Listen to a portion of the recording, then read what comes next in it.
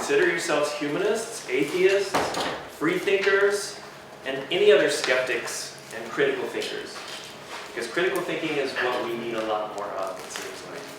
Humanists try to be good without gods all across the world. We're not just fighting for freedom from religious dogmas, but for social justice too. We work with our National American Humanist Association members and chapters, and on college campuses with the aid of leaders like Harvard and MIT Humanist Chaplain Greg Epstein, and Tufts University Humanist Chaplain Anthony Cruz Pantojas, who is with us here today, in fact, and is co-sponsoring today's event, to think and act to make the world a better place, because it's the only world we have. At our meetings, we often quote the Humanist Manifesto, a document that evolved over the 20th century after it was first articulated and as our community grew. And Death Starts, in its latest iteration, humanism is a progressive philosophy of life that, without theism or other supernatural beliefs, affirms our ability and responsibility to lead ethical lives of personal fulfillment that aspire to the greater good. You can see the AmericanHumanist.org, or just AmericanHumanist.org, for more information, because it's obviously more than that. At this point, I would like to make a land acknowledgement, a statement, which is only a beginning, but we acknowledge that this land, where we work, live, learn, and build community, has been a place where people have lived for over 15,000 years. This land is the territory of the Massachusetts, Pawtucket, and their neighbors, the Wampanoag and Nipmuc peoples. We wish to respect the continued connections with past, present, and future in our ongoing relationships with Indigenous and other people in the greater Boston community. We would like to invite all to get involved in anti-colonialist and Indigenous land struggles wherever you live. You can get involved with the North American Indian Center of Boston, among other organizations. So, as more and more people, young people today especially, grow up professing no religion, we have to face the other ideological dogmas that haunt us from the past. Today we look at the natural environment, climate change, and the bad old ideas that come to the fore in the face of it. Our guests are part of a project called the Anti-Creep Climate Initiative. And I will try to introduce them in order here. Alex Minrisky is an associate professor of English and American Studies at the University of Connecticut. April Anson is assistant professor of English and Native American and Indigenous Studies at the University of Connecticut. Bruno Serafin is an assistant professor of anthropology and Native American and Indigenous Studies at the University of Connecticut. Shane Hall is the associate professor of environmental studies at Salisbury University. And Jane Henderson is a Mellon faculty fellow in the Department of Geography at Dartmouth College. So welcome to all of you, and we look forward to you.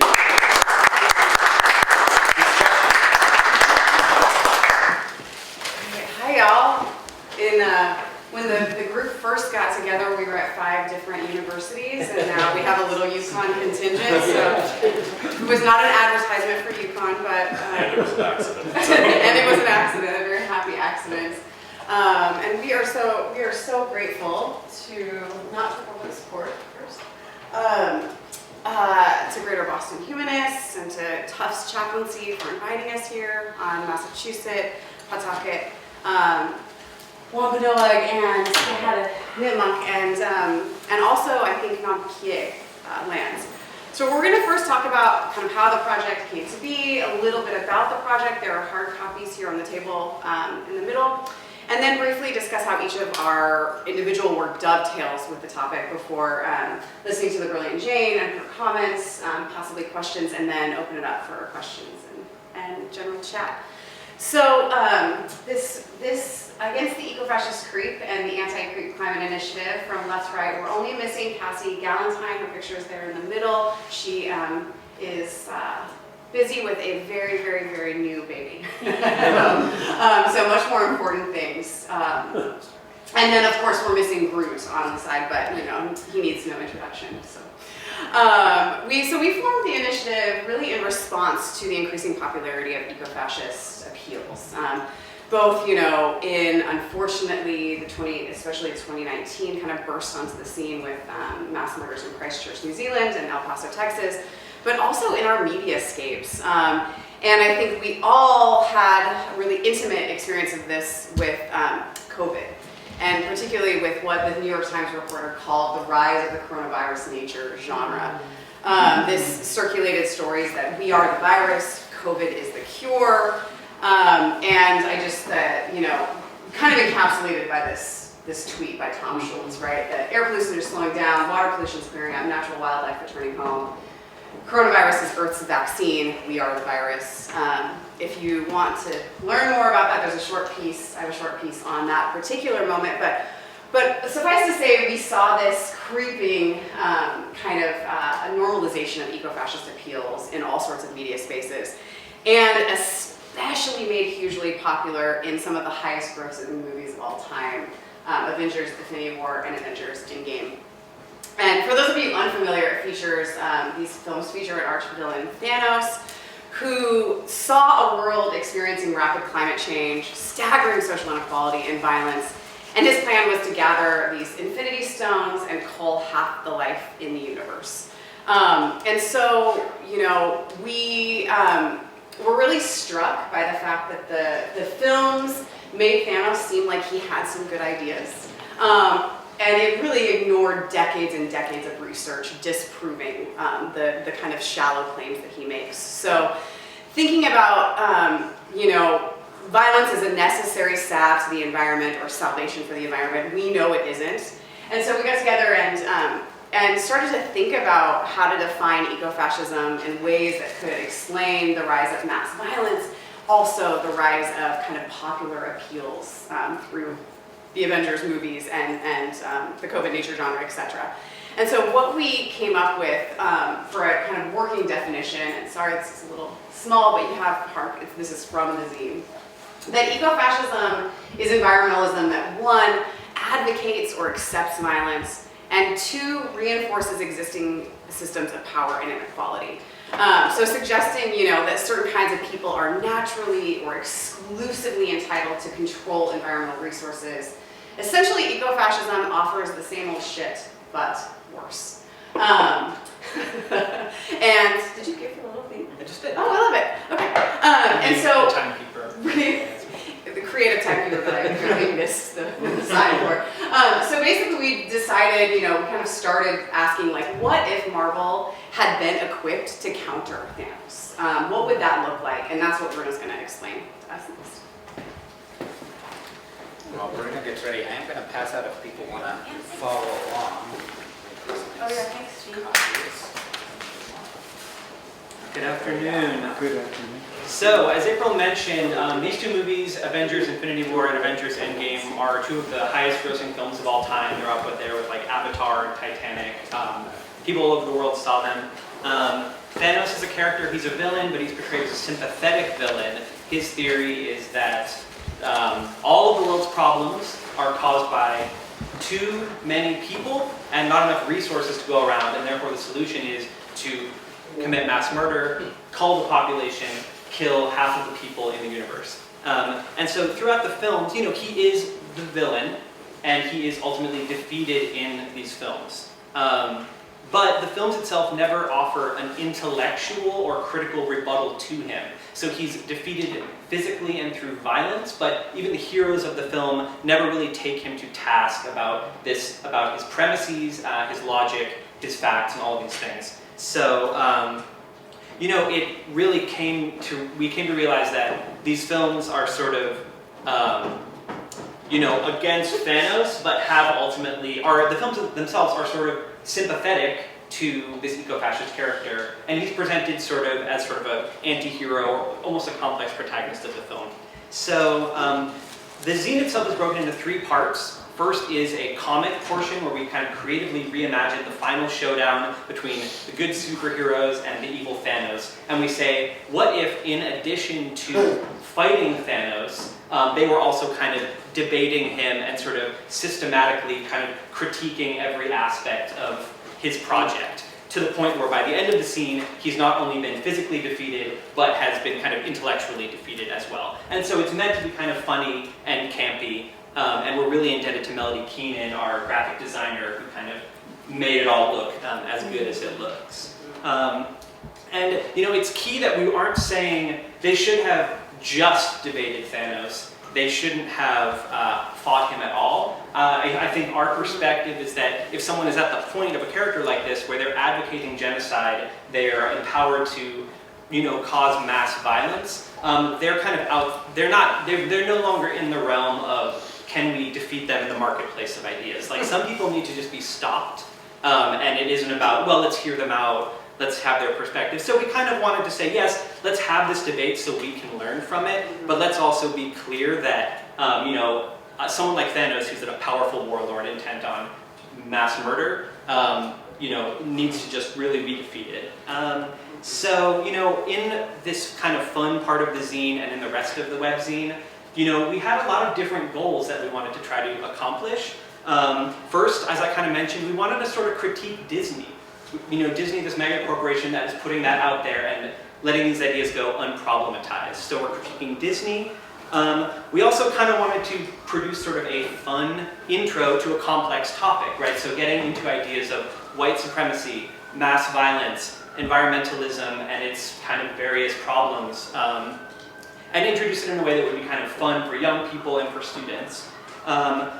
Later in the zine, we have short essays that kind of identify eco-fascist myths and talking points that circulate in everyday life and creep through our social worlds and our social interactions. So the zine is also meant to be kind of a field guide for eco-fascist myths. So it's like, here are these 6 things. Can you identify times where you have seen them or heard these before?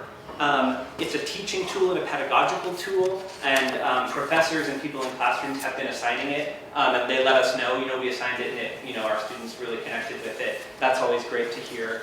And then finally, I think we wanted to kind of, I felt an urgency to push back against this kind of culture that had emerged around the Marvel superhero films, and there was this kind of culture that said, was saying Thanos was right. Right, so actually you can see that. I don't know if you saw a bumper sticker that said that. So there's, you know, and it's not a common thing, but it's like there are people out there who said Thanos did nothing wrong. So we wanted to kind of intervene on that in a way that was sort of creative and potentially kind of fun. And so I think with that we can move on from the comic section to the second part of the zine and get into some of these eco-fascist myths. Hi everyone. I'll just reiterate what Bruno said, that this project sort of came into being as a teaching tool, and it's been pretty successful for ourselves and for colleagues and for people we don't even know across the country. Can you speak a little slower? Sure, yeah, of course. And dare I say, this sort of zine is sort of structured to kind of trick students into it a little bit. You know, like, let's start with the Marvel films, something that students are familiar with, get them into it that way, and then present them with these 6 eco-fascist myths. What are the sort of freely circulating cultural assumptions that have sort of informed a character like Thanos, who believes that genocide is the way to save the environment? We break it down into 6 eco-fascist myths that we walk students through and anybody who reads the zine. And we start with the idea that overpopulation is an environmental crisis, right? The sort of myth part being the more people, the more environmental problems. Drastic population decline is necessary to reach climate goals, save humanity, and save the planet. In addition to sort of walking folks through the sort of contradictions within Malthusian theory in general, one thing we really emphasize is how the kind of history of this idea of overpopulation being an environmental crisis has really been bound up, especially with movements such as eugenics, right? And the idea that when people are talking about overpopulation, often it's couched in this idea that overpopulation, or population in general, is only a problem in the global south. Population is only a problem among people of color, among indigenous peoples, and that there's this sort of asymmetrical valuation of certain lives over others in the discourse of overpopulation. And that's really where our focus tends to be in this overpopulation as an environmental crisis myth. The second one, humans are naturally, tragically selfish. This one sort of follows logically from the overpopulation one, really thinking about figures like Garrett Hardin here. That idea that humans are naturally intrinsically selfish was really popularized by the tragedy of the commons. And just, I imagine a lot of folks are really familiar with that, to just sort of like reiterate in really simple terms that argument was that humans are naturally driven by greed and they're doomed to deplete the resources of the planet. And one thing we really walk folks through is that just empirically that's not particularly true. There have been many, many forms of human civilization on the planet over many, many millennia. And many of those forms of civilization, including those among the folks whose land we are currently on, found ways to really sustainably and communally live together and work with the resources they had and renew those and replenish those over time. And that sort of empirical, historical evidence really puts the lie to the idea that there's something intrinsic and biological about humans that is doomed to kind of be self-destructive. And third, humans are a virus. This one, April, was sort of already addressed a little bit. That one kind of comes out of the naturally selfish thing. We saw that a lot during the coronavirus, the height of the coronavirus pandemic, as if it's over. Humans are like a virus or a cancer on planet Earth, and catastrophes like climate change or COVID-19 are nature's ways of defending itself. This is sort of an argument or a rhetoric that is sort of built on top of the first two myths, right? The idea that because humans are naturally selfish, we ourselves are a plague, and that the Earth, or oftentimes when you look at certain environmentalist rhetoric, right, the Gaian system, Gaia as even a mystical kind of collective being, is threatened by us as a plague, and that our elimination, our vaccination, as that kind of COVID rhetoric put it, is actually what saves the planet, right? The implication being that more human death, any human death, is always going to be a good thing from an environmental perspective. We got 3 more myths that I'm going to hand over to Shay. Something over there. Thanks, Alex.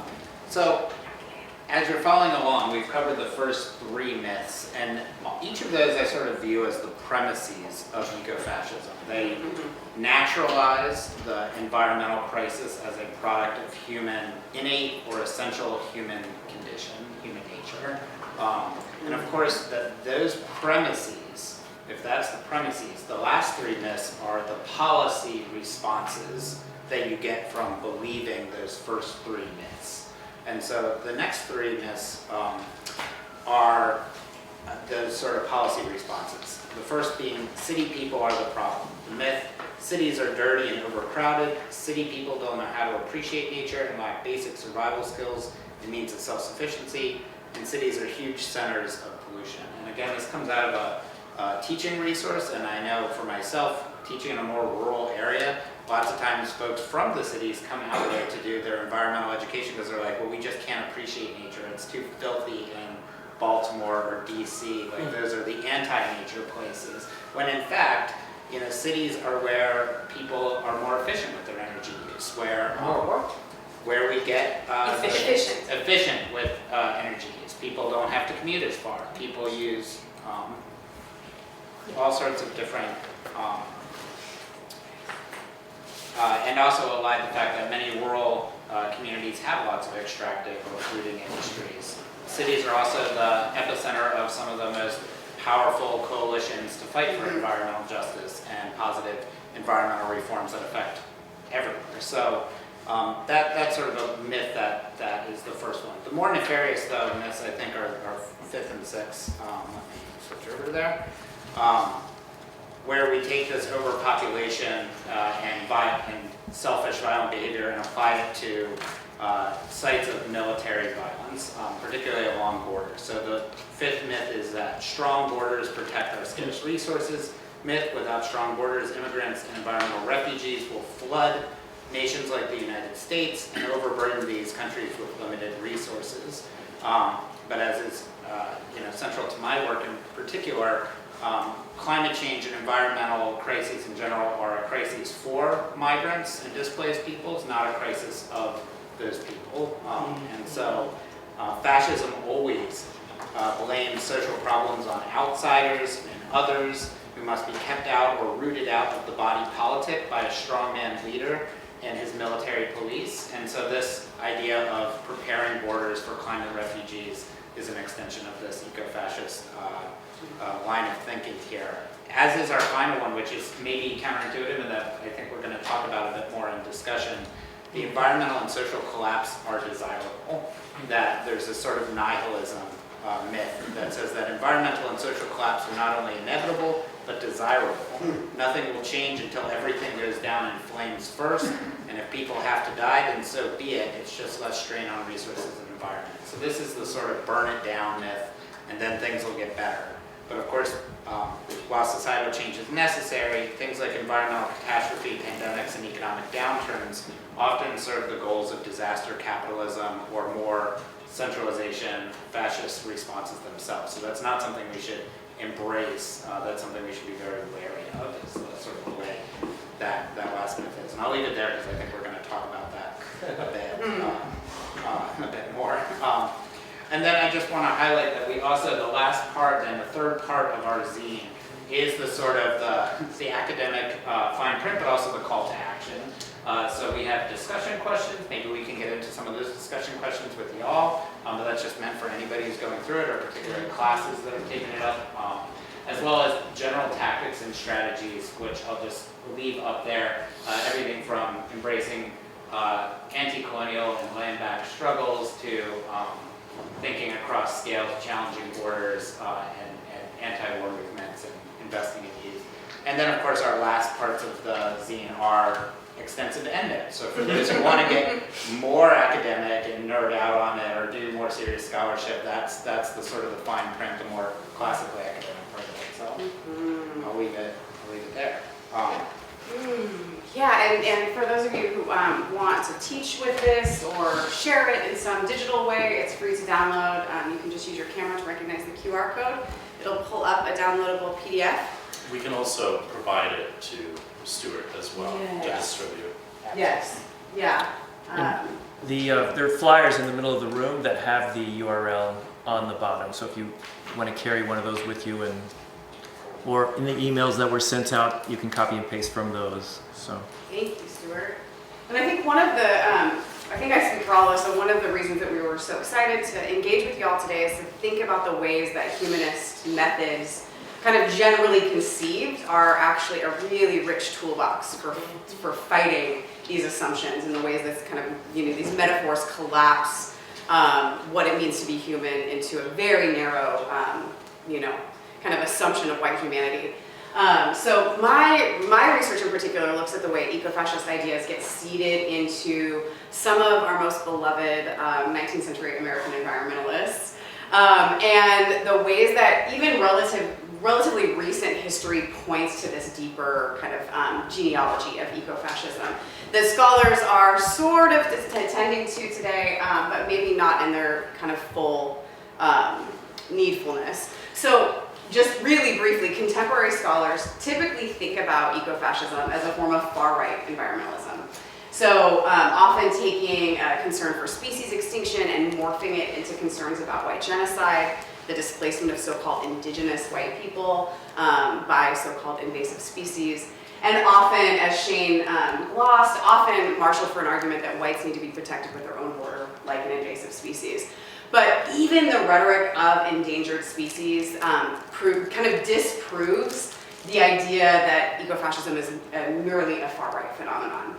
So just really briefly, we can think about what now is, I think, a very familiar slogan, right? Save the planet, kill yourself, popularized by the Church of Euthanasia's Gaia Liberation Front in the 90s. But they were really repeating a slogan from the spotted owl debates in the 1980s and 90s in the Pacific Northwest, where appeals to loggers as endangered species were everywhere in mediascapes there. But that movement in the 80s and 90s was riffing on an earlier moment in the 1970s known as the Walleye Wars, where fishermen and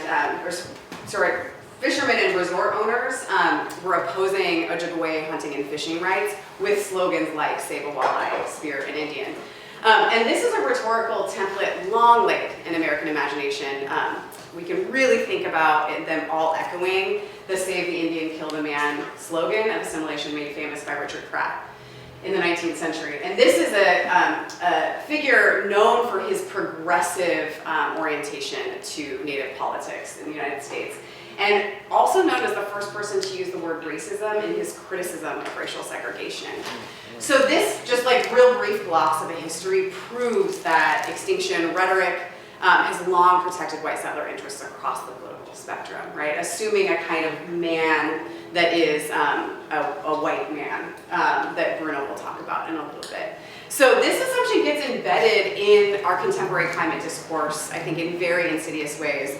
And through people that I think environmental humanists tend to be very fond of, like Donna Haraway, who says the earth itself is in revolt, the earth itself is rising against its destroyers, claiming that climate collapse is colonial collapse and climate revenge. This discourse of revenge, right, assumes that the people who suffer from climate change are the people who have contributed the most to it. And that is the exact reverse of how we know the math works for climate change. It erases the systems and corporations most responsible while funneling blame to those, most vulnerabilized. And this is reinforced by some of our most popular conservationist groups, like the Sierra Club, whose campaign, Make America Green Again, whitewashes all the inequality and white supremacy trucked in Reagan's original campaign, and again revived in the Trump campaign. And so when we think about claims like, I am inevitable from Thanos, right, leading to claims like Thanos was right, we know that that is short-circuiting all sorts of climate solutions, right? And this is just a sample of the land back examples that we have in the last 2 years alone. So we want to think about, kind of intervening in that short circuit and reminding ourselves of all the potential that we have at our disposal and the long, generations of land struggles that we have to draw on when we're thinking about more just climate futures. And with that, I'm going to turn it over to Bruno.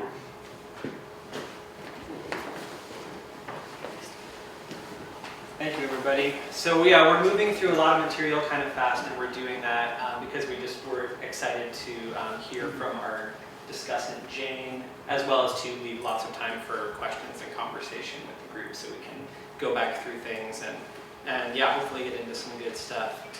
Just a little bit about how I encounter ecofascism in my own research. I'm a critical and community-engaged anthropologist and ethnographer, and I work in Northern California and Oregon and really different places in the US West. I've had the great fortune of collaborating with the Creep tribe of Northern California on a variety of environmental topics. And the area where I work in the Northwest has been really badly hit by wildfires and drought, which are both not solely the products of climate change, but are exacerbated and driven by climate change. So if you look on the ground what's happening in these rural American communities in the context of disastrous wildfire, you see a variety of different social projects occurring.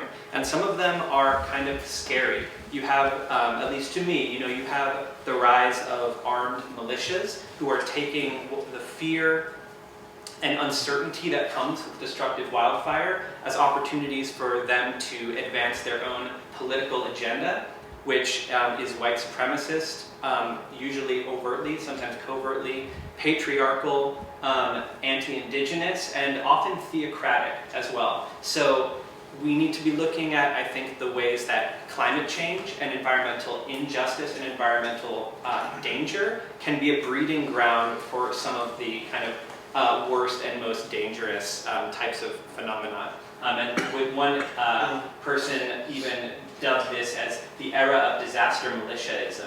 And so in some cases this means militias setting up roadblocks and saying, oh, you're a Black Lives Matter activist or you're an Antifa person, and threatening people driving on the roads with guns. In other cases you see soft power operating with militias hosting pancake breakfasts for people who have suffered because of wildfires, so filling that gap of what maybe the state or communities would be doing for each other. On the other hand, I got to work with tribal members and other folks on some amazing mutual aid and really kind of informal but well-organized care work that has happened in the wake of disastrous wildfires. And so that really, to me, represents a very different kind of response to climate fear and danger. Also, Karuk people, and Karuk women in particular, are revitalizing prescribed burning and controlled burning practices as a way to keep communities safe and to assert their sovereignty. And so, we can look at another kind of, I would say, potentially anti-eco-fascist response to climate change and the wildfire crisis as being in indigenous resurgence and sovereignty movements such as this. And so, as an anthropologist, anthropos, of course, means man. And I take it as central to the way that I engage with my discipline to really critically think about the work that the concept of capital M, man, has done throughout history, and realize that man has ushered in patriarchal violence, anti-blackness, settler colonialism, and has worked to kind of underscore that by asserting, certain types of people, namely bourgeois, white, European people, as the apex or vanguard of humanity. And so really rich for me has been looking at certain black feminist philosophers, such as Sylvia Wynter and Catherine McKittrick, who have written extensively on this, and identified that there are different genres of what it means to be human, and that this concept of man with a capital M has crowded out all of the space for all of these different ways to express what it is to be human.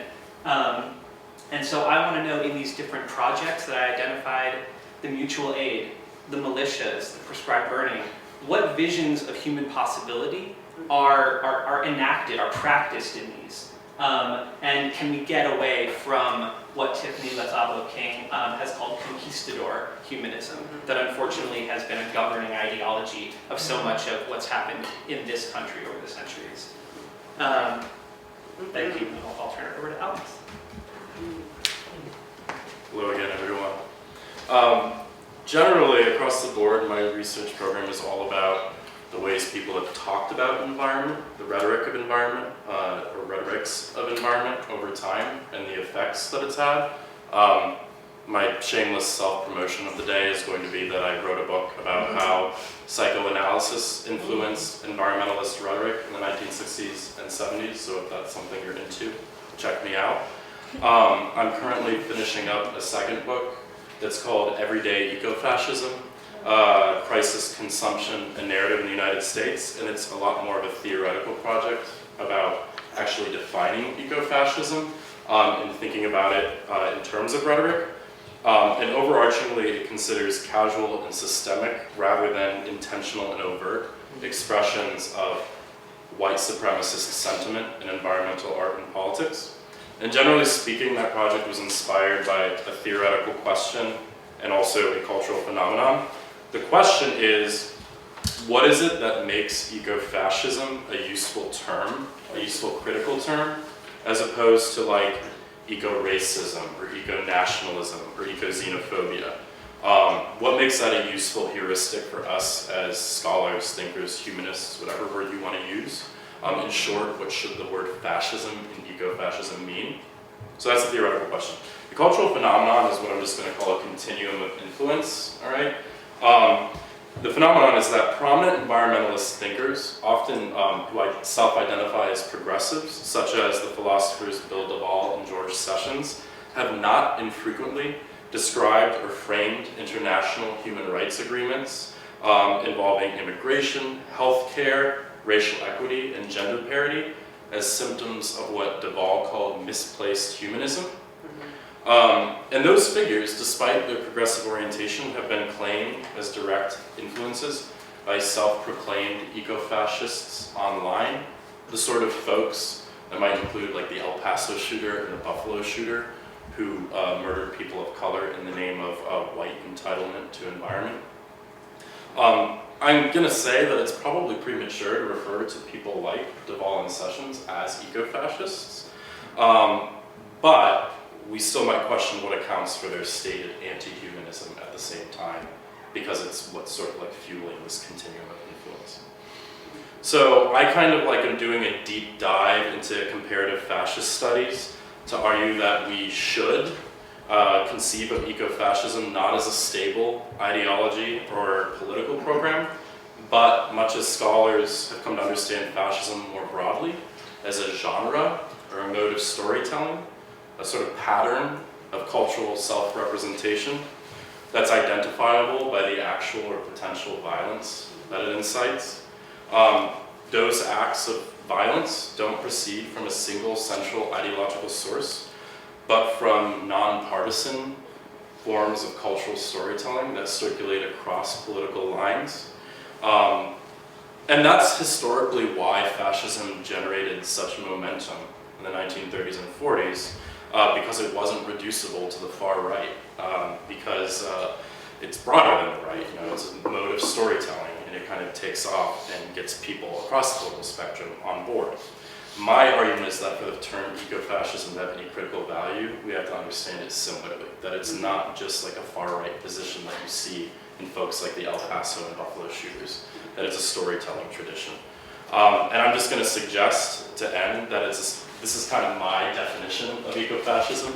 It adheres in forms of storytelling in an apparently anti-modernist or anti-establishment mode that link certain environments with certain people through mystical appeals to nature and rebirth, that reinforce existing patterns of power and inequality, and when traced to their logical conclusion, culminate in political violence. Anyone can participate in that sort of storytelling tradition. Many contemporary progressive climate activists do. The reason I see this as a problem is because it's that sort of broad acceptance of this kind of storytelling that encourages or even justifies actual instances of far-right violence, genocidal violence by folks like the El Paso and Buffalo shooters. And I'm going to end there and do a shame.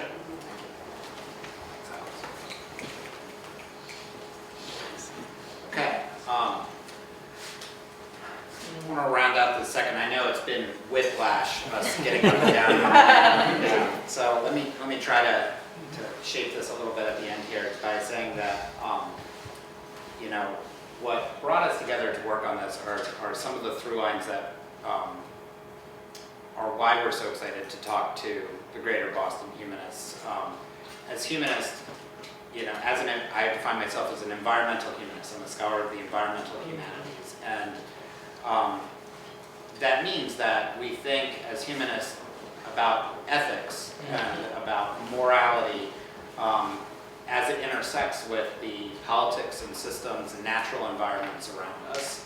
And so as we've been discussing, ecofascism is, as Alex says, a genre of thought, or a cultural storytelling, and it's thinking through stories, through narrative, through media, that we often can have those deep ethical conversations. And so in my work, I'm interested in pointing to other sources of anti-ecofascism, primarily through a lens of migrant justice, and looking at how my chief worry is that climate change is bad, but what we do in response to climate change will be worse, and worse for the most vulnerable. And some of the most vulnerable across society, internationally, and within countries are those who are internally displaced peoples, migrant laborers, and the like. And so investing in migrant justice is one way to fight back and to arrest the eco-fascist narratives that we have when we talk about climate change. On the other hand, as I was saying about cultural storytelling, like, you know, one of the sites where we can do that is actual stories, like the Avengers movies, or in my work I look across documentary film, I look at novels, particularly I love novels. I think they're still really important sites of cultural work where we find our ethical commitments, especially those who define themselves as secular humanists. The novels are important. And so when I'm looking in my book that I'm working on right now called Frontlines of Change, Migrants, Militarism, Race in the Anthropocene, I'm looking at how narratives of militarism and climate change in the 21st century often are talking about these, about migrants as central characters, either as sort of the protagonist, it's a crisis of migrants, as I call it, or a crisis for migrants. And so to see both of those narratives, perhaps counterintuitively, as limiting and often dehumanizing to the people that they reference, that either treating migrants as the horde of barbarians is obviously dehumanizing, but also treating people as sort of a tide of helpless victims also is a dehumanizing move, right? So investing in the narratives, finding the narratives of migrant communities themselves or about migrant communities is one concrete strategy, albeit sort of small, but important to reframing our public discourse around ethical and just ways of adapting to climate change. And so with that, I'm going to start to transition us over to our discussant for today. That we, one of the reasons why this project has been so exciting to us and why we're still very excited to talk with you all and talk to other groups like you, as we've been doing now for the last year and a half, is that we've really opened up tremendous scholarly communities and relationships. And Dr. Jane Henderson contacted us through our Thanos was an eco-fascist email address that we've set up, and we've opened up these different relationships. And so, learning about her work, we were really excited to meet in a somewhat central location for at least most of us. I had to drive up from Maryland, so that's my dig, and have her sort of both respond and join us in this community and talk about her work in relation to ecofascism. And so I want to turn things over and thank her so much for joining us on short notice for that. So thank you so much.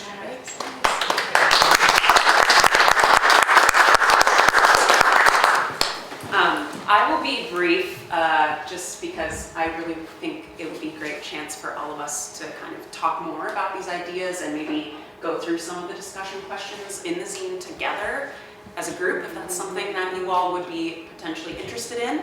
But as Shane said, my name is Jane Henderson. I am a faculty member at Dartmouth College, so just up 2 hours north from here, in the Department of Geography, which is kind of a dying discipline in the kind of secondary education space. I'm sure most of you are familiar with geography as the study of states and their capitals and all sorts of quizzes and trivia that you could do around that, which is somewhat what we do as geographers, but also the main thing we do is study why things happen where they do.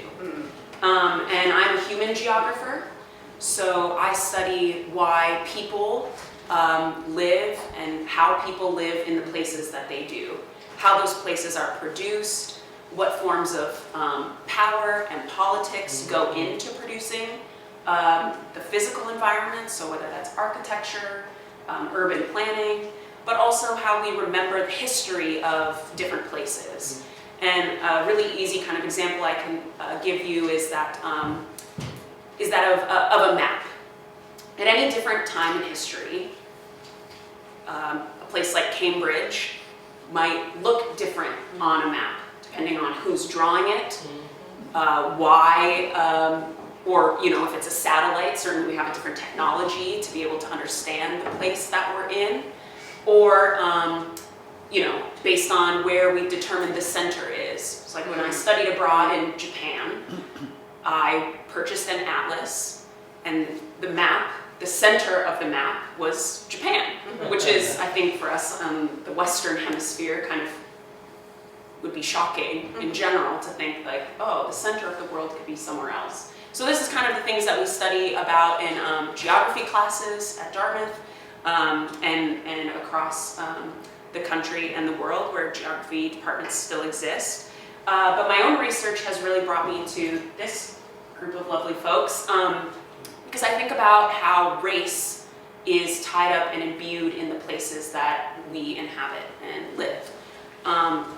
Concepts like segregation are deeply geographic concepts because they're based on how racialized peoples are separated in the landscape.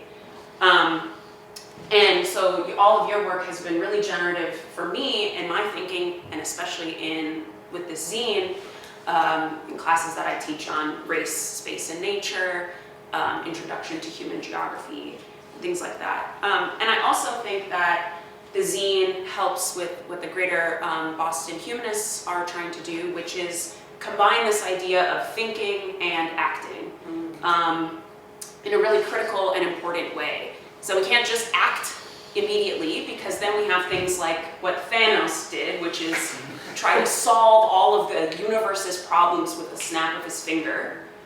But if we only think, then we remain stagnant and unable to actually affect change in our world. And so I just wanted to say thank you all for that kind of, and the group here for that really deep connection between thinking and action. And I guess I would just say that one of the things that this zine has really helped me consider, and something I kind of want to turn back to you all, is it's been really helpful to hear how eco-fascist ideas, or this kind of relationship between violence for the sake of environmental protection, infiltrate our day-to-day lives. But I also want to bring back to the fact that there are really obvious and kind of exceptional moments of violence that eco-fascists have perpetrated in this country and also abroad. And I think part of the reason that Thanos is a compelling supervillain is because he believes that even in killing half of the universe's population, his way of doing it is rational and is not tied to any kind of preconceived notion about who is deserving or not deserving of death, or who has the right to live. But in our life, and in our world, that's not the case. And that's the kinds of things that I study, which is that eco-fascist violence doesn't happen randomly or to a random kind of swath of the population or statistically sort of normalized group of people. It's often and always tied into who is considered human, who gets to claim that they're human, who has a right to that phrase or that term. And so I did want to kind of bring that back into the conversation a little bit with you all in thinking about sort of how, for me as somebody who studies mostly the Great Lakes region, Minneapolis is where I'm from, where I grew up, I'm definitely struck and probably first heard the phrase ecofascism when the mass murder in Buffalo grocery store happened just a couple of years ago. And I do want to just revisit and consider the Black lives lost in that shooting, because not only, unlike Thanos, this wasn't a random expression of eco-fascism. It wasn't just 50% of the population gone. No, this was like a targeted attack against specifically Black people. The shooter went to Buffalo because he thought about it as a Black place. He believed that this Black place where Black people were was a drain on resources, and that justified enacting sort of randomized, or not randomized, targeted, not the opposite, targeted violence. So I guess I want to throw it back to the group here. In your own work, like where are, in addition to the kinds of mundane, everyday, where are you seeing these sort of exceptional moments, and how are people responding to those exceptional moments of violence, resisting them? And this can be either kind of historical. I know you do comparative fascist studies, which I'm assuming is both around like different places that have experienced fascism, Spain, Italy, Germany, parts of the United States, but also at different moments in time, how folks have resisted that. Another question that I have as somebody who also lived through and participated in the Minneapolis uprising after the murder of George Floyd is that a lot of people were really struck and really determined to burn the world down. I'm sure you all probably saw images of the streets of Minneapolis burning in response to the police murder of George Floyd. And I'm certain that also happened here on the East Coast and parts of Boston. And I raise this because oftentimes these images, and actually poll research at the time, said that people overwhelmingly, majority of people polled, 57%, overwhelmingly supported the burning of the 3rd Precinct Police Department in Minneapolis, which is kind of an unfathomable statistic when to think that like, oh yeah, like half of the US population agrees that we should burn down a police station. That's, I mean, I don't think that's ever happened before, probably in US history. But in this moment, that kind of violence or kind of attack on property was seen as okay. And so I guess a kind of question also to the panel and to you all to think about is, what is the difference in these kinds of violence? When is it okay to use violence to, you know, stop fascism, like, you know, American troops did in World War II to stop the progression of Nazi Germany? Obviously, they had to use violence to stop that. When is it okay? At what point is it okay to use violence, even though the very thing that we're fighting is violent extremism, in the case of ecofascism? And I think with that, I'll also leave it with that I would consider myself a young person, younger person. I'm not yet 30, which is kind of wild to think that I'm closer in age to most of my students than I am to most of my colleagues. But as a young person, who's kind of thinking about, you know, the rest of my life in the wake of climate change and political upheaval, I do find that a lot of my peers think about apocalypse and world ending as really compelling ideas. And that's alarming to consider. I know there's, you know, new movies coming out for those who do like to go to the movies about coming out, I think, next week. Is a prequel to the Hunger Games. So these kinds of dystopian ideas around, you know, what will the world look like in 100 years, and will people be fighting for, you know, food and bread and things like that. So I guess those are the questions that I'll leave the group with. Why apocalypse and world ending is so inviting, and how do we resist some of that? How do we resist some of those urges to just give up and let, you know, the world sort of progress as it is? How do we stop that in its tracks and resist? So I'll just end it there and open it also up maybe for questions from the audience at the same time, if folks have those. Thanks.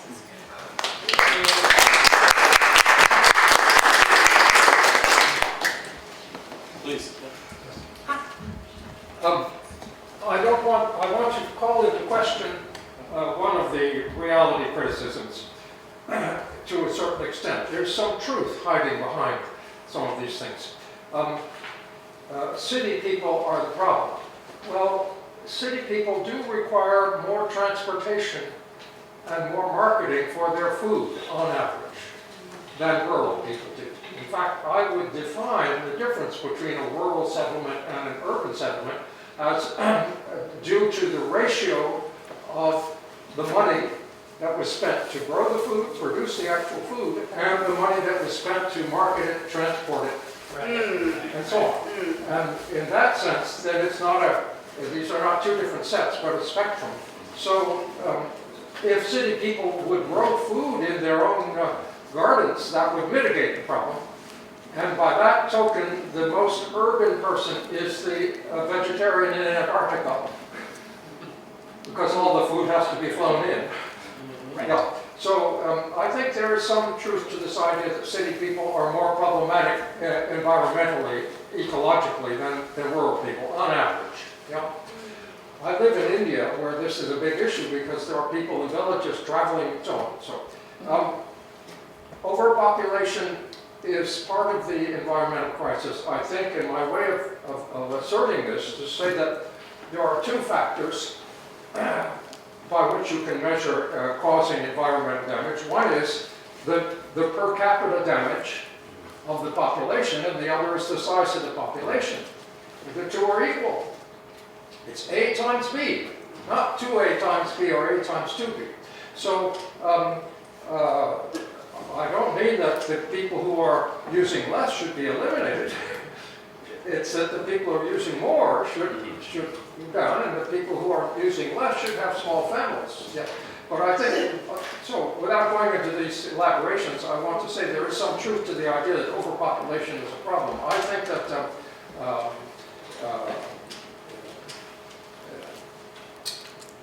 overconsumption what's is his name? equal, exactly equal, because it's the product of two terms. Yes. Increase either one by the same percentage as the same as they've increased the other by the same percentage. Yeah, I think that Malthus, there's still something to Malthus. Now, on regard to humans are naturally, tragically selfish, this is a big problem because it's not a few extremists who say this. This is a standard, basic premise of classical economic doctrine. Every economics professor is familiar with this doctrine and is now challenged as to whether to abandon it or not.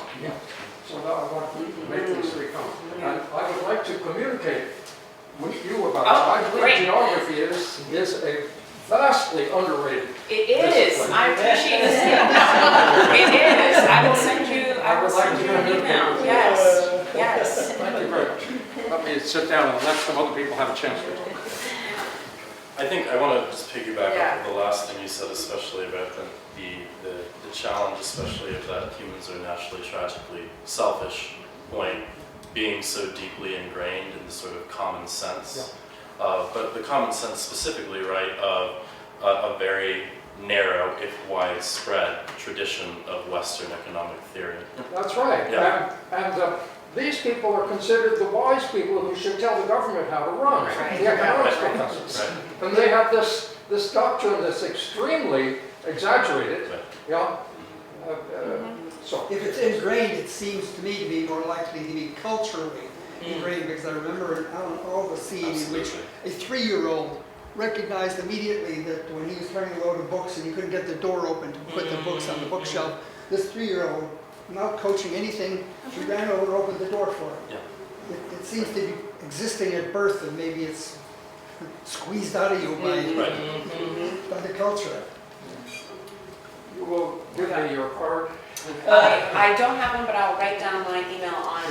Shall I write it on this? You could sign an autograph. We can also do some schmoozing after Can I just jump back? I actually want to go back to something Jane said in her remarks. Jane said in her remarks that one of the reasons, and she's absolutely right, one of the reasons why Thanos is a compelling character and that people have given him credit as a villain that is somewhat sympathetic is that he presents himself somewhat like a classical economist as rational and dispassionate.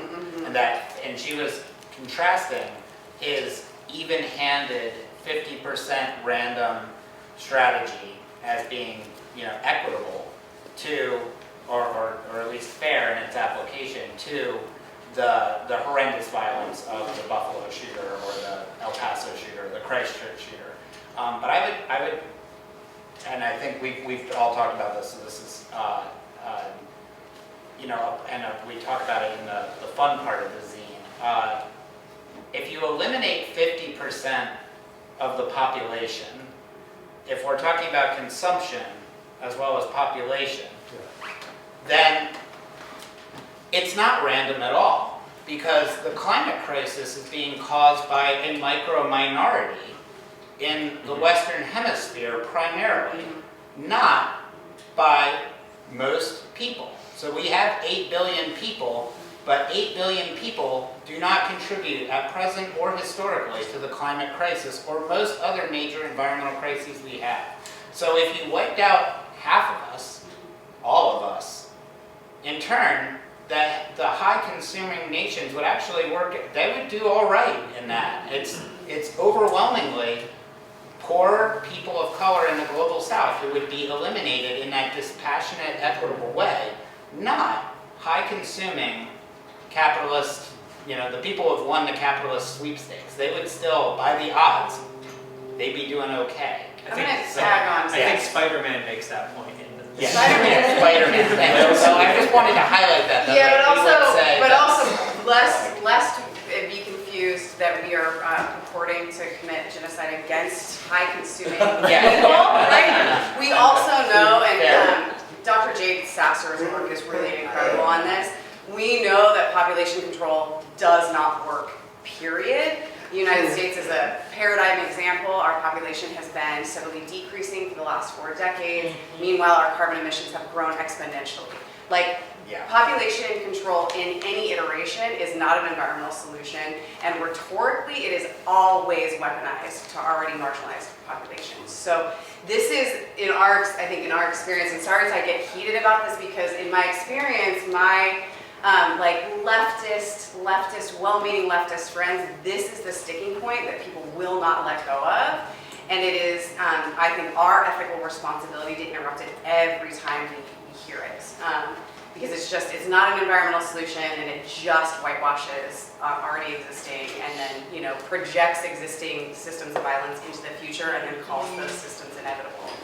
So, to bring the conversation back to self-professed eco-fascists too, because I think there's an important point to be made. And I'm also going to use this to segue into something else Jane asked, which was, what other examples do we have of sort of explicit, maybe not acts of violence, but calls to them?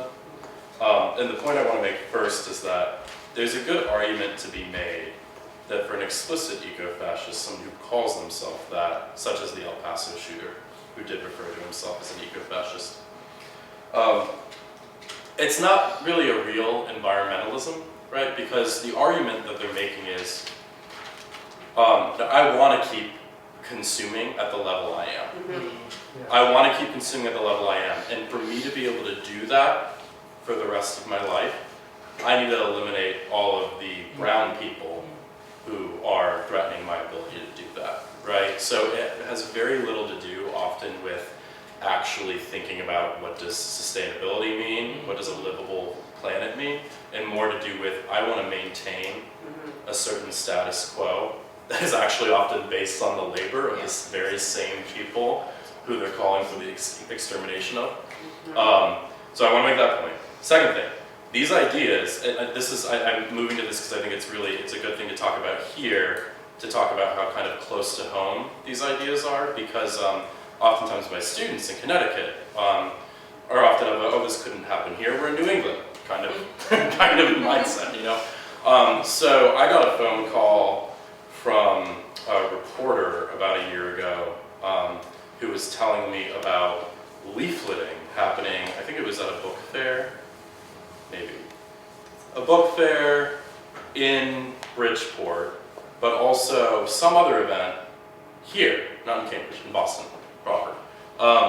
Leafleting happening, and the leaflets were sort of saying the thing I just said, right? Which was our like couching it in environmentalist terms, a sustainable future, not for the planet, but for our levels of consumption.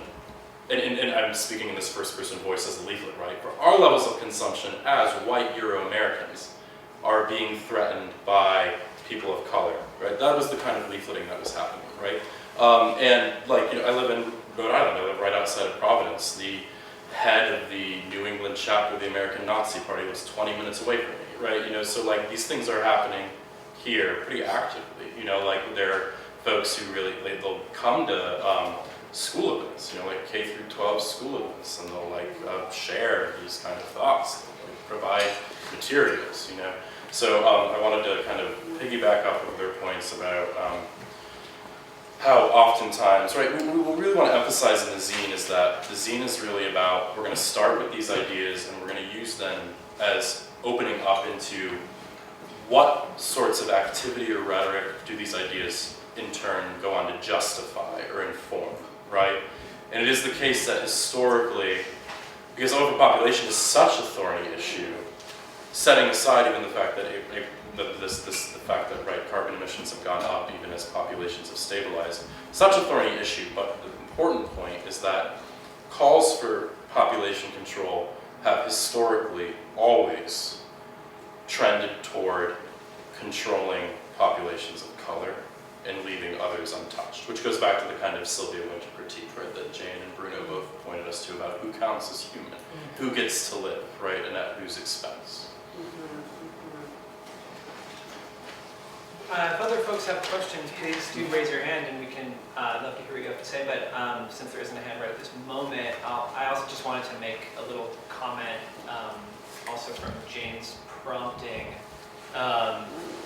So there are 6 myths that we broke up to each, you know, I can't remember who wrote what now exactly, but you know, the one I personally struggled with was kind of the one that you mentioned, or sort of obliquely, the myth of it would be better for everything to just collapse or something like that. And it's not that I sort of agreed with that, but I don't know, I was like, can I, because I think I found myself sympathizing with that a little bit, or it's like, and which is to say that I also, if I see social movements or different communities advocating for a kind of burn it all down perspective, it's very hard for me not to kind of sympathize. I sort of agree in a sense. Don't sympathize at all. No, sure, but Well, I think let's make a distinction, right, between burning it all down and reorganizing them, right? Or also ending certain world-ending systems, right? Like, no one's advocating for nuclear bombing until there's no life. Well, the problem is that people Or are maybe, advocating for that, but yes. So I think there's a lot of powerful critique that comes, and which is not, and this is, I don't think what we're really critiquing in the zine. I think we're critiquing more of a, you know, what I would see as kind of a theme I see in eco-anarchist or something of, you know, nature wants to destroy everything. But Trump's main advisor. Stephen. So Bannon. yeah. So when Stephen social Bannon. movements, Steve Bannon. Yeah. oh, okay. That's his line. Indeed. So, right, I mean, exactly. So this is a complex kind of term that you hear from a lot of different He's guiding contexts. us to Trump ideologically. He says that Lenin was right. We have to destroy the whole system and tear it down. This is a very prominent ideology in American politics. Pretty sure. But He sort of did that in World War I, and in consequence with World War II. let me kind of try to bring my point to the point I'm trying to make here, which is that I think the concept of abolition has, in many ways, like emerged out of the 2020 movement. Although prison abolition and different forms of abolitionism, as a movement and as a political project, and as something both that's intellectual and action, has been prominent for a long time. But you know, I think of I think of the work of Angela Davis or like Ruthie Gilmore, and I think it's Ruthie Gilmore who writes that abolition is a presence. So what the goal of like when people say abolish the police or abolish prisons, it's not only take these institutions and abolish them, it's the abolition of a political perspective and a society that attempts to solve all of its problems through incarceration and violence, right? So abolition is actually not, it can seem or feel like a burn it all down perspective, and in a sense maybe it is, but it's also a profoundly imaginative and creative project that is about our collective work to imagine the work of dismantling oppressive institutions and replacing them with something far better, and that's not focused on violence. Yeah. As opposed to the perspective that it would be great if something like nuclear annihilation happened, Right. because then all the survivalist training I've been doing would enable me to become king of the jungle and rule all the people who are left behind, which is something that a lot of really like kind of like die-hard, far-right, pro-eco-fascist ideas folks want. And fiction writers, Yeah. far-right fiction writers. I just wanted to say that, I mean, I think your point around like that this is also Steve Bannon's ideology is precisely why I raised this Yeah. question. Right. Yeah. Is, That's exchange. yes, I wrote it down, is because, there, on the bottom there, if you see that, yeah. Is because I believe that this is a group that is good with nuance, that there is a difference between, even if the phrasing is the same, Yeah. My question is, I want to believe that there is a difference between people who have experienced terrorism from the police their whole lives, for example, saying, you know, we want something different, let's burn it all down. I want to believe that there's a difference between that and someone like Steve Bannon who's saying, let's burn it all down because, you know, well, I don't really know why he wants to. This is my point. So I appreciate you raising that because that's exactly why I want to. Mr. Obama had meetings in the Oval Office. Are you aware of this? No, tell me. Well, it was police chiefs and Yeah. these anti-police people. Mhm. Black Lives Matter Oh, in people, and police chiefs. 2014? And they were seated Yeah. in a circle. Mhm.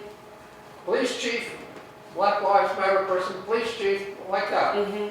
And they discussed for 2 or 3 hours these issues. Oh, I didn't know this. And they were obliged by the president to keep communicating with each other. Now, that's seeking to get the police to stop killing black people Mhm. gratuitously and getting the black people to realize that a civilized society does need police departments. Debatable. Well, that's the way to do But it. that's debatable. Well, Steve Bannon is not with that. Yeah, but I think I see your point in that, like those, but that is a different form of like communication than, you know, there are still probably some people on that We will. in that group who weren't a We'll part of carry it, on, who I would hope. have- Yeah. who would not have joined because they believed they should burn it all down. I guess. I think what I Yeah. would say is that, like many phrases, burn it all down is wielded rhetorically, and it's wielded rhetorically by many different constituencies. Yeah. And that it's not enough to analyze rhetoric alone. Like as a rhetorician myself, I would say that part of it is always about, you need to look at intention, purpose, right, would be the comp term, right? You need to look at purpose, you need to look at audience, and you need to look at context, right? And that's what gives the rhetoric its fullness. And so looking at all of that together is kind of necessary for the analysis. And who stands to benefit? Oh, Yeah.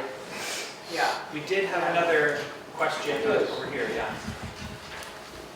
I've been looking to connect your particular crusade to the mainstream environmental movement. The examples you gave of eco-fascists strike me as mostly people who are opportunistically using Malthusian ideas to support other ideologies, and that would be, you know, the militias who are stomping around California wildfires, or Buffalo Fever, or others. They're not actually environmentalists, but they find these ideas useful for supporting the basic white supremacy there. Now, I'm going to, how do these, we call them eco-fascist ideas, infect the mainstream environmental movement? I'm going to ask Anna in general, whoever wants to take that up. Oh, yeah. How do you see that happen? Do you see that happen? That's a great question. I'm going to just say something really quick, and the others will be able to talk about this more, which is a problem I think that or something that I see with ecofascism is there is kind of that there's a two-parter, which is on the one hand, why do why do we see what does it mean when we see white supremacists and these fascist folks talking about the environment?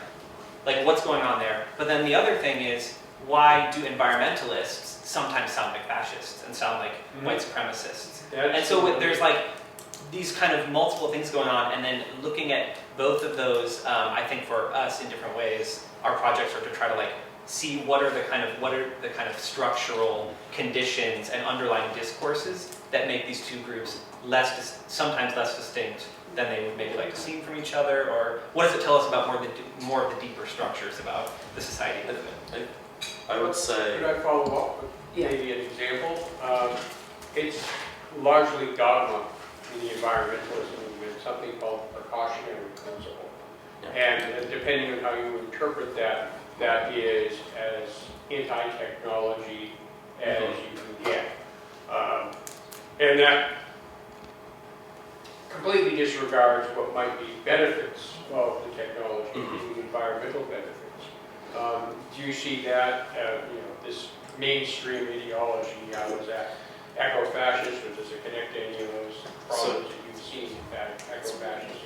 I think the study of ecofascism is asking, what does studying fascism teach us about mainstream environmentalism? What does mainstream environmentalism teach us about the far right, right?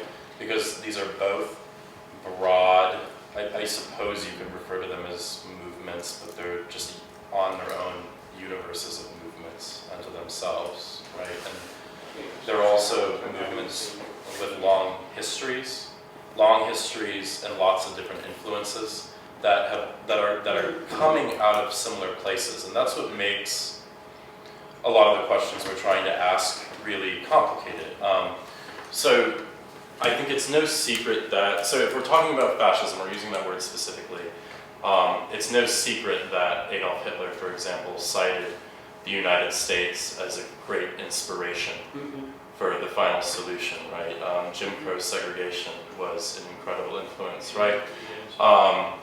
And specifically, he found the US eugenics movement to be kind of the kind of intellectual fountain, you know, for a lot of the ideas that we now look back and refer to as fascist, and ideas that in turn went on to influence and inform kind of latter-day extreme far-right movements that we're dealing with today.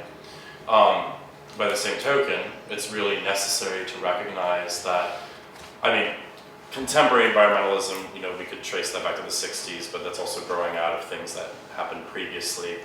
And it's important to recognize the extent to which the rise of the American conservation movement in the late 19th century was really kind of born in the same parlors that produced those ideas that Hitler found so compelling. A lot of the major US eugenicists were the biggest advocates for conservation and preservation.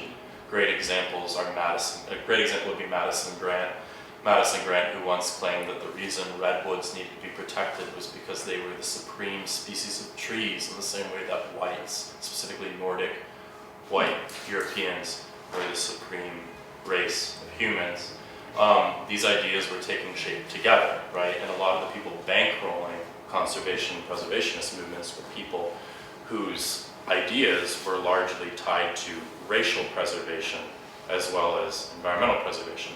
That's not to say huge aspects of American conservationism and preservationism weren't important. Of course they were, right? Of course they were. But we have to account for and think about ways to look for and challenge how those particular threads of the birth of conservation and preservationism still sort of lurk in mainstream environmentalist discourse, right? This idea of preservation being not just about the important matters of sustainability, but also being a symbolic project for the preservation of, say, like the Nordic race.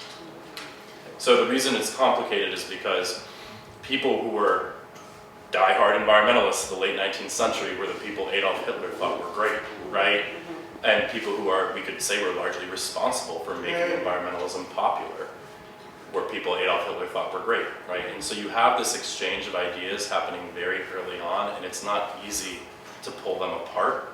So one of our challenges, and one of our opportunities, is to think about what from the history of environmentalism, like we're thinking about, you read the kind of missive about, you know, humanism, right? If one of our jobs is just kind of tease out ways of living in the future through kind of rational thought, how do you tease out the threads of the long history of environmentalism that are worth keeping and that are important for both the environment and for people, for social justice reasons, while figuring out how to account for those threads that went on to inspire fascism itself and circle back to us in this moment and inspire this extreme violence. I'll just add briefly that I think you know, there's a wide variety of opinions on how to treat contemporary eco-fascist and contemporary like far-right figures and their involvement with environmentalism. Some scholars on eco-fascism will say, you're right, they're not serious environmentalists, right? And I really think that it would be a mistake to think that that means that our critique ends. Like, I don't actually think it matters whether they are serious about their environmentalism or not. The fact is that they are using environmental appeals. Those appeals are only increasing in the context of accelerating climate change. And, you know, as we saw in, you know, with Ted Kaczynski, for instance, right? You know, read the first page of Industrial Futures or Society and Its Futures, and I was fist pumping the first time. I was like, yes, right, this is right.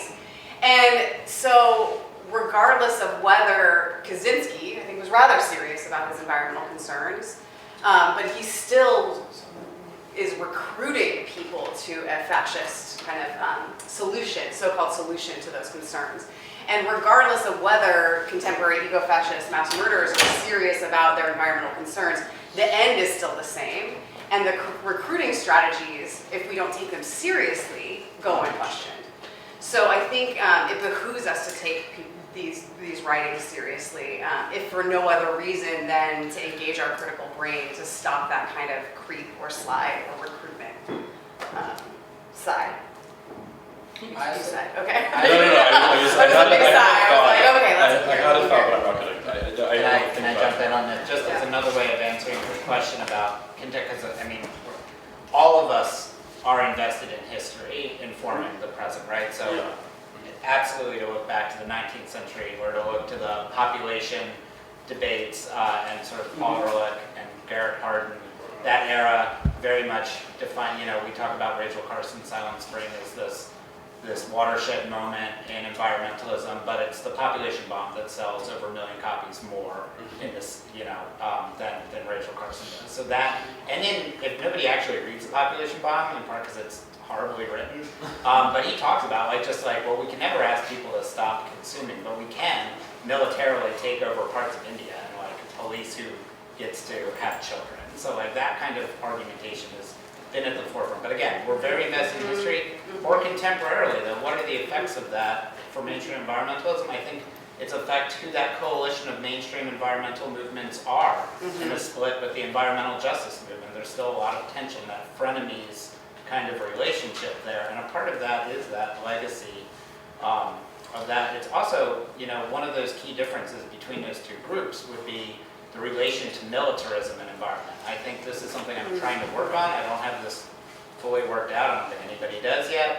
But insofar that, environmental justice movement, the first National People of Color Environmental Leadership Summit in 1991 laid out as one of its founding principles that environmental justice opposes military occupation of lands and exploitation of lands and people.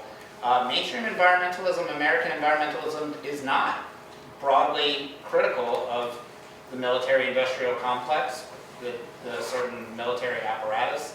And to this point, in the recent decades, one of the ways that mainstream environmentalists get to talk climate change with skeptics or dismissives or deniers of climate change is to say, well, look, the US military takes this really seriously. Yeah. They're running war games in Detroit or in other areas of the US to try to simulate the climate refugee future where the US military will be brought to bear to police migrant bodies. And it's seen as a good thing, it really is something serious. Whereas, again, other forms of environmentalism, the environmentalism we all deserve does not go down that road. But again, there's still that big split between an environmental justice perspective and a mainstream environmental perspective. Just a super quick thing before, where there's a couple of questions, which is that the U.S. Military refers to climate change as a threat multiplier, right? So it's the concept is that the security state apparatus is going to take on climate change. And actually you can see that threat multiplier language seep into other environmentalists. And so it's becoming, it kind of troubles me when you see that. Right. But that was just a little quick thing. But we had a whole bunch of questions in the back. What are you doing to spread your ideology and popularize your beliefs? Ours? As in the panel? It's a general question. Beyond the zine. That was the best shot. That was the first, hey, here's this easy thing. Beyond that, what are you guys doing? First of all, I'd say it's not an ideology, it's a critique. Yeah. We're critiquing a tendency we've seen, and we are providing a snapshot into several alternative responses to climate change that are happening. And that's the first thing I'd say. They're all teachers. I mean, we are all teachers. So a big part of it is teaching students in the classroom who are by and large wanting to make the world a different place, or at least be able to live in it for the foreseeable future, and to try to help them not fall into some of these pitfalls that even many of them are like would come into our classes as environmentalists or believe that they are, and to try to get them to critique or think differently about potential responses or solutions to the climate crisis. I would say we see a lot of, or maybe not necessarily us in particular, but a lot of teachers see students who come in and their knee-jerk reaction to climate crisis is, how is the way I live now going to be preserved, right? And that there's a really slippery slope from that mindset into the sort of people who don't live in the highest consuming nation in the world should be eliminated so the highest consuming nation in the world can keep doing what it's doing. And our job as teachers is to sort of say, hold on, let's back up for a second. What if we talked instead about something like moving away from fossil fuels and addressing the issue of consumption itself rather than eliminating people? Who, again, just because I feel like it can't be said enough, eliminating the sort of people whose labor makes our high consumption possible to begin with.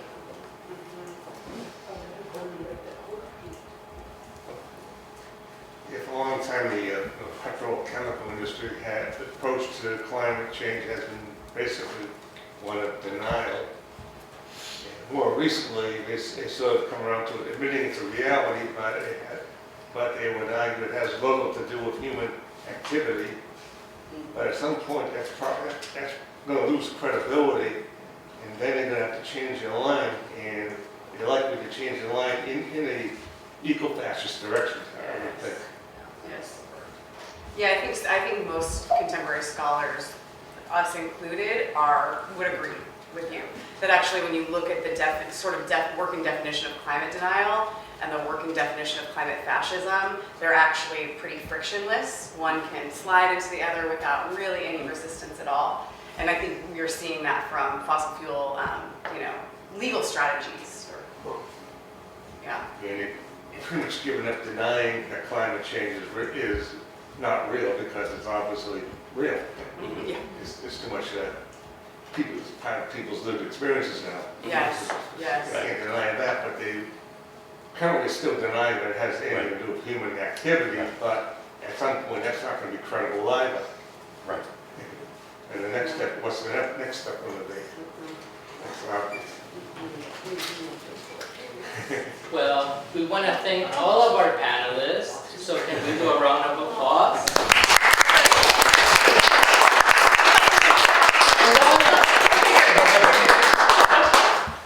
When Steve approached me a few weeks ago with this project to invite all of you, or most of you, I was very excited about the project.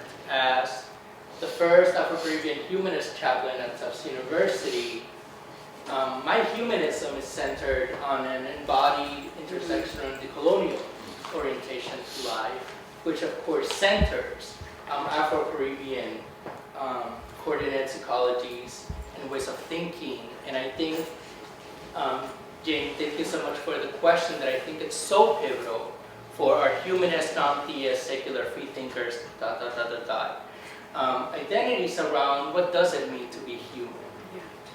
And who is human? I think that some of us get enthralled in this philosophical endeavor, right, if not seduced. And yet, taking up the courage to be in this space and bringing us into a very creative and imaginative exploration of what is the invitation.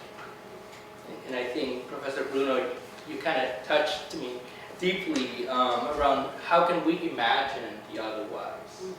How can we involve creative and decolonial orientations to our practices as humanist non-thinkers, and so forth?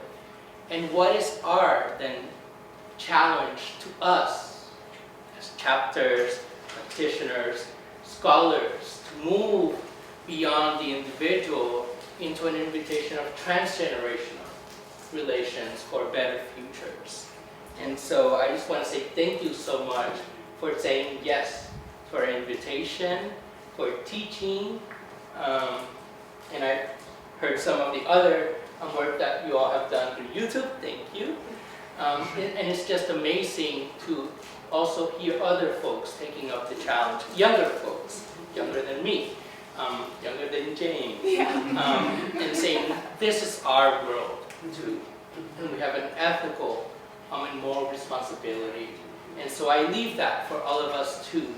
How are you being challenged to take up that work beyond just philosophical debates and exchanges, into relating, into building mentorship, into really embodying and practicing better futures. So thank you so much everyone, and look forward to mingling.